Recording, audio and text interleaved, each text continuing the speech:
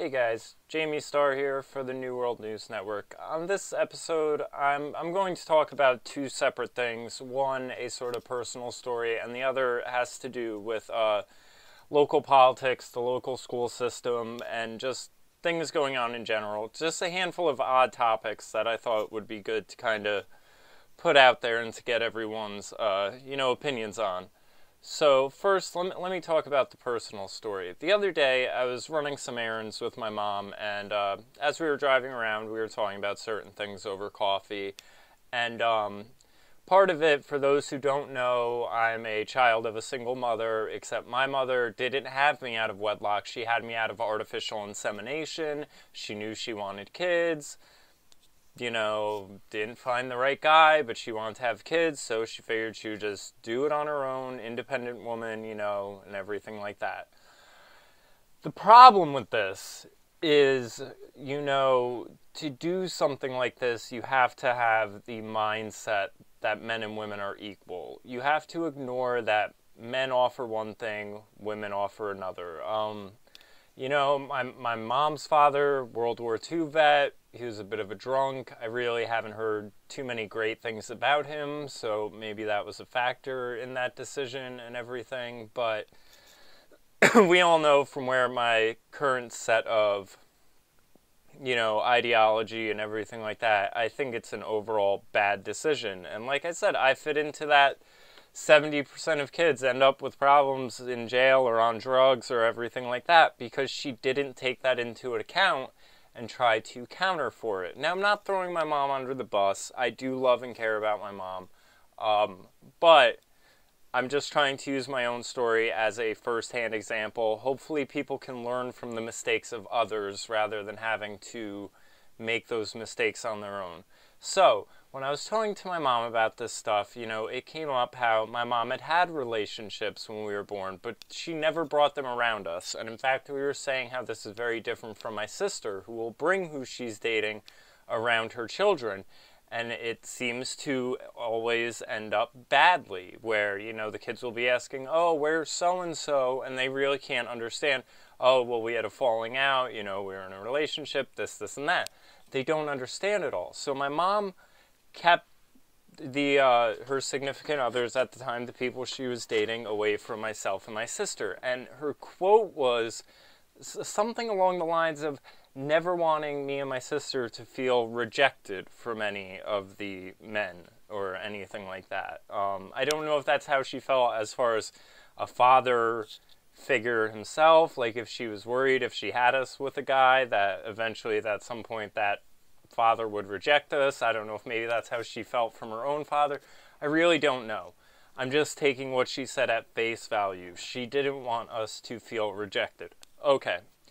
So, now here's another conversation I had with the same person, my mother, where she discussed for first and second grade, I went to a private Catholic school. For third grade, I went to a different Catholic school in a different town, maybe 5 miles away, 10 miles away at that. Next town over.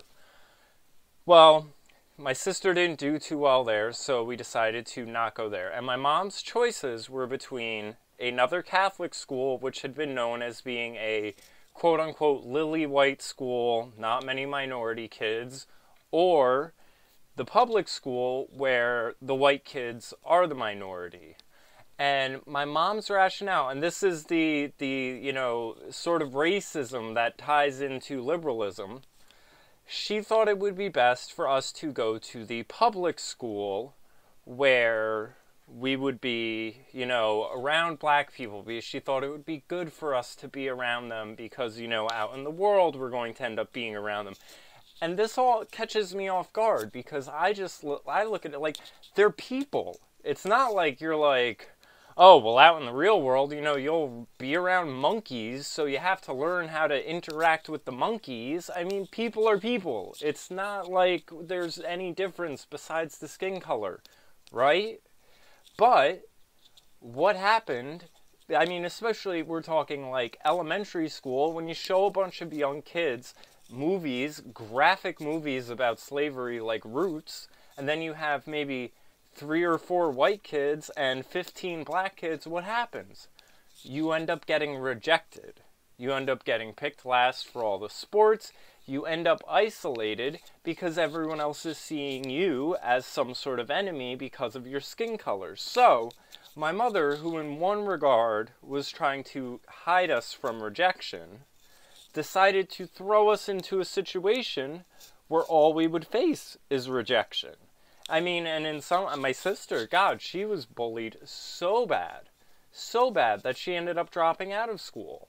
So it's this, doing things with your better intentions rather than actually looking at the facts. I mean, it wasn't a matter of, well, which school offers the better education. That's how you would logically make that choice. You would say, oh, well, I don't care what the skin color of the people who go to this school is. They're going to get a better education over here than over there.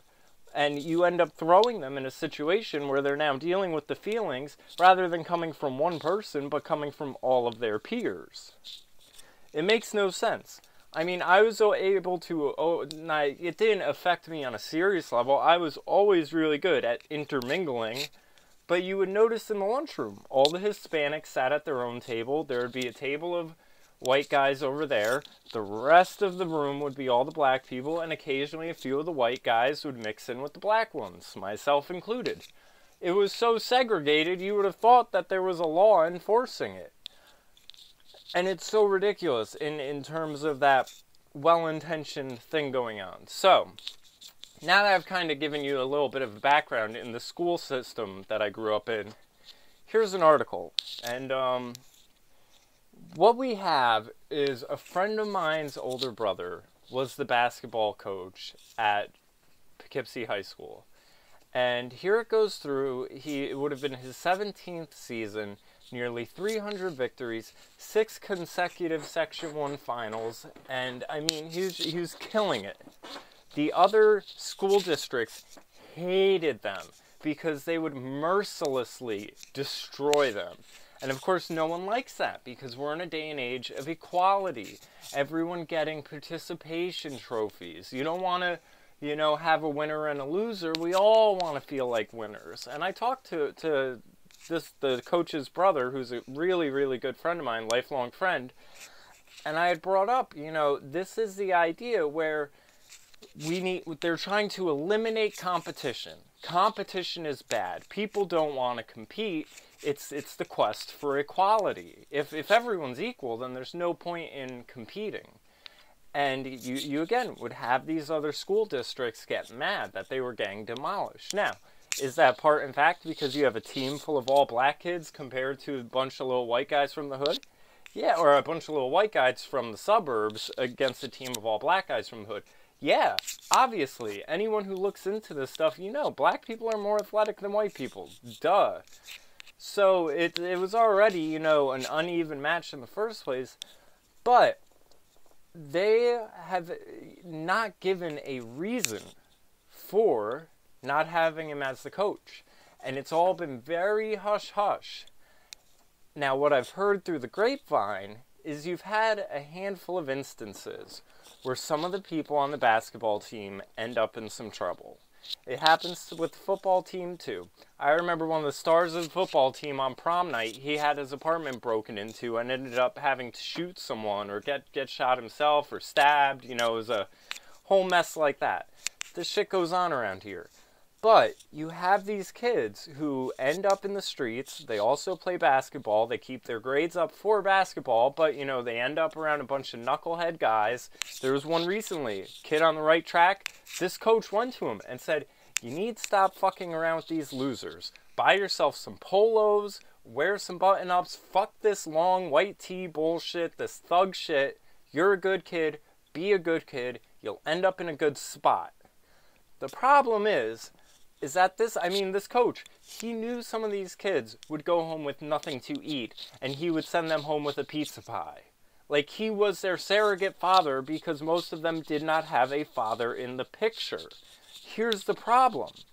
When the children then are getting in trouble, and there is no father to point the finger to, the school district isn't going to point the finger at the single black mother and say, you get your kid in line.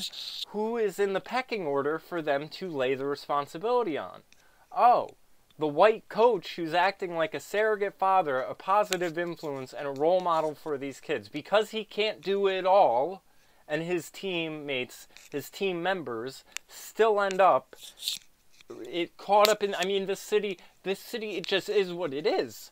I mean, it's like you're holding someone accountable for acting how they have to act in the environment in which they are brought up in.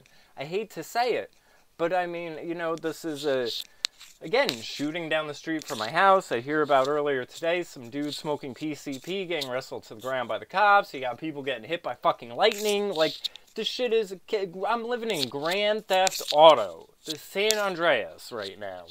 And it's like, you have this one guy acting as a positive role model, leading these guys to victory, trying to keep them on the straight and narrow, and then the fact that he can't keep them all in line puts him on the chopping block. That's how ridiculous this stuff is. And it's just, it really is bothersome. This whole school district right now, they now have this thing where they think it's good to shuffle around the principals. Like, you had a woman who was a gym teacher when I was in high school. Then they decided they should move her over to the middle school. She never planned on being around little children. Now, I mean, they moved her from the high school to an elementary school. Then they decide they want to shuffle her around some more, so they send her to a kindergarten. And she had never planned on working with smaller children. They keep trying to deny her tenure, which personally I think is over the fact that she's lesbian, but she is too much pride, and she is just so, I mean, she doesn't buy into that identity politics bullshit. She will never come out and say that. That will never, ever come out of this woman's mouth, that you're denying this to me because of my sexual orientation. And we all know that there are hordes of people that would be the first thing out of their mouth. But this woman is too much pride and too much of a good person to be throwing around those accusations. But they keep giving her the runaround.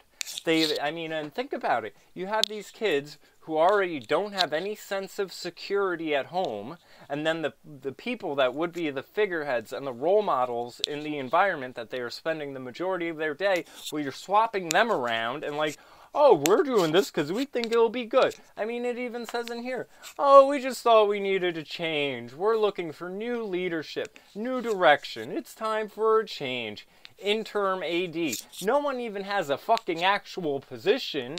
They're all a bunch of morons who have no idea of anything of what they're doing, and all the schools are on borderline into receivership. And they don't think that this asinine stuff they're doing is the reason for it. It is beyond mind-boggling. My mom, who is not a Trump supporter whatsoever, had to go to a board meeting because you had teachers telling kids Trump is going to send all the black people back to Africa. You also had my niece, who has gotten a education complete in Disney and Pixar movies because that's all they do, because they don't have enough teachers to even teach the classes. They just have them watch movies. I mean, this shit is insane. It's so insane. And then to think when you actually have someone doing their job, keeping these kids, incentivizing them to keep their grades up, and doing everything they could, playing games, winning games, making it so the school is known for winning, they say, oh, we can't have that. We better get rid of him. Let's get rid of the one doing his job because he's making the rest of us look bad. That's what it is. I mean, that's all it could be. Everyone else is a moron, and when you have one smart person around, you better get rid of him, because he's going to make the rest of you look stupid. You know, you have all the quotes in here. It's a travesty. Everything else. It's... So, I don't know. I needed to get that rant off my chest, because this shit is insane. And it's a matter of, you know, you have a real shitty circumstance. You have hundreds of kids that are just unloved. Their parents don't give a fuck about them. And then the people who actually do care about them and are doing something optional, they don't have to work in this district. They don't have to be around all these unloved knuckleheads who just want to fuck around and get the attention that mommy and daddy, or if there is a daddy, aren't giving them. I mean, they could teach in other districts. It's very simple. But if you do a good job and you excel at what you're doing, you will be punished. And you wonder why this district and some of its schools are almost in receivership. Because they have completely unincentivized doing well.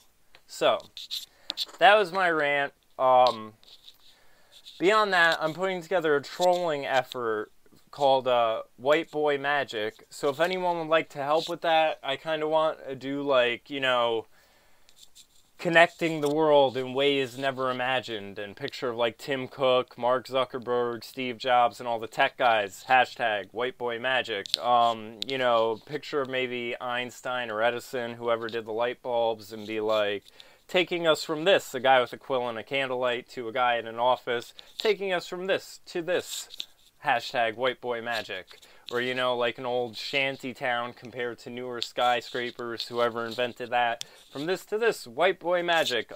Joseph Lister, antiseptics, preventing us from catching bubonic plague and whatever else. Hashtag White Boy Magic. Because I keep seeing all this black girl magic shit, and it's like real petty stuff, like, oh, a black girl won the Olympic medals. Yeah, America's won plenty of Olympic medals. Oh, but they're black, so it's something special or something. I mean, and especially after talking to Brotherhood Lessons and everything, you know, I hate seeing this narcissism just being fueled into the female black section of the population, because they have so much more to answer for.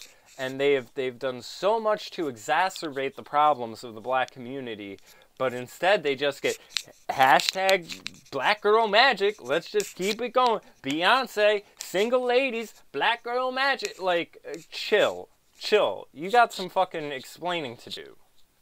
Why are all your kids fucked up, for one?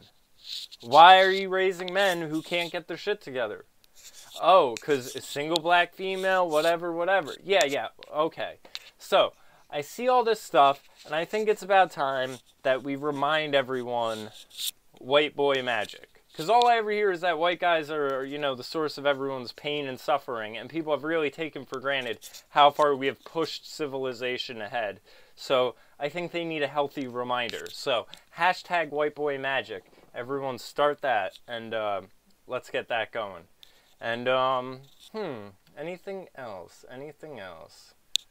Black girl magic, this shit, fuck.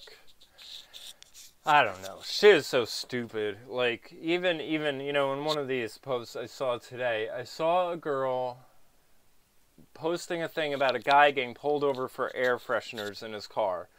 And my response was, you know, this is because we've had lawyers writing laws. Lawyers are just going to make laws for their law school buddies to keep busy with. So that's how it happens. People should deal with the problem at the root, the creators of the law, not the enforcers of the law. You know, a lot of this stuff, regulating the roads and travel, is technically unconstitutional. And of course someone chimes in with, well, the people who wrote the Constitution had slaves. And? Is that relevant whatsoever?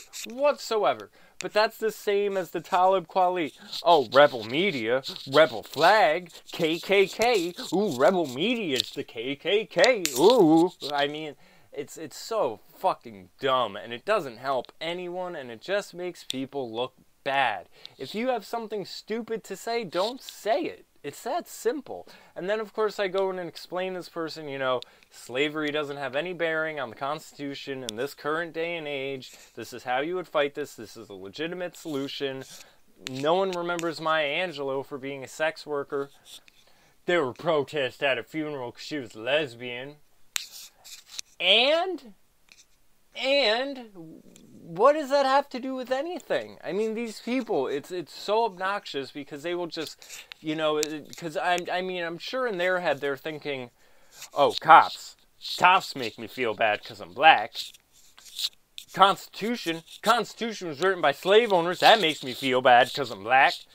Constitution and police must have something to do with one another because they both make me feel bad because I'm black. Like, these people are impossible, because they love being this ignorant, because other people cheer it on. That's the fucked up part. People will like it. They will be like, oh yeah, I know what she's saying. Girl, go ahead, hashtag black girl magic. You told him, white privilege, I mean, it's, so tiring. So tiring. But I'm really about to, like, implement a policy on myself where I cannot talk to any of the people I grew up with. I mean, and I'll tell you, I did not, when I was growing up with these people, it wasn't that bad. But they have slowly and slowly and slowly been radicalized. It's the Kanye West song, Black Skinhead. Oh my God, when that song came out, it was like God gave me a premonition. And I was like, oh no. Oh God, no, please. And now I see it. I see the black skinheads everywhere. And the worst part is they have no, I mean, at least the white supremacists, they know they're white supremacists. These black supremacists are so stupid, they don't realize that's what they're pushing. Like, it's obnoxious. And I'm going to do a whole video, and if people can think of points to put this, you know what, if people want to say, oh, there's a white supremacy, okay. Under the white supremacy, black people would be the 17th wealthiest country. Under a white supremacy, Asians and Jews do better than the average white person. Under a white supremacy, almost 2,000 white girls could get raped by Muslims, and the cops would not do a thing because they're too afraid to be called racist. If this is what the white supremacy looks like, you should be wearing shirts saying, I heart white supremacy. I mean, it's so backwards. It's so backwards. That needs to be another, it's probably going to be a video I'm going to do where I'm going to be like, only under a white supremacy is it hate speech to criticize everyone but white people. Only under a white supremacy. I mean, it's just so backwards for anyone to be able to look at anything and say, oh yeah, this is a white supremacy. No, it's not. It's the furthest thing from it. And people just, it's the school system. They recite the shit and they don't think about it. They just know, okay, if I say this back, I'm going to get a gold star and a fucking pat on the head. Fuck out of here.